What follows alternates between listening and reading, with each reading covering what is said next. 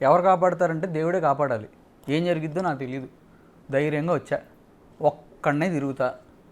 మూర్తి నువ్వు ఏం పీక్కుంటావు పీక్కో, చంపుతావా చంపుకో, నా చావుకైతే కారణం నువ్వే, అండ్ నేను చస్తే కారణం గౌతమి. అండ్ పోలీసులకు కూడా నాకు థ్రెట్ ఉంది, నాకు కొంచెం సెక్యూరిటీ కావాలి. ఎవరి నుంచి థ్రెట్ ఉంది? వాళ్ళ దగ్గర నుంచే మీ మీద ఫిజికల్ అటాక్ ఏమైనా చేస్తారా? అసలు మూర్తి డైరెక్ట్గా ఎందుకు ఫోన్ చేస్తాడు, పక్కన వాళ్ళతో ఫోన్ చేపిస్తాడు. మా అక్క డ్రగ్స్ను ప్రాస్టిట్యూషన్ చేస్తుందని చెప్పి ఇల్లు ఖాళీ చేయించమన్నాడు. ఎవరు ముందుకు రావట్లా చెప్పడానికి, ఉచ్చబాస్తున్నారు. అందుకే నేను కూడా పవర్ఫుల్ ఏమో అనుకుంటున్నాను, నాకేం తెలుసు.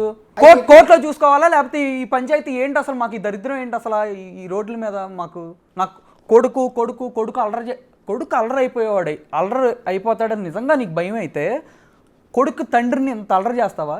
40 రోజుల నుంచి కొడుకు తండ్రి ఫ్యామిలీని ఇంత అల్లరి చేస్తావా? ఒక్కసారి ఆలోచించండి అందరూ. నాకు వాళ్ళలాగా తిమ్మిరి బొమ్మిరి చేయటం నాకు రాదు, నేను స్ట్రైట్గా మాట్లాడతా. ఒకసారి మీరు అందరూ ఆలోచించండి.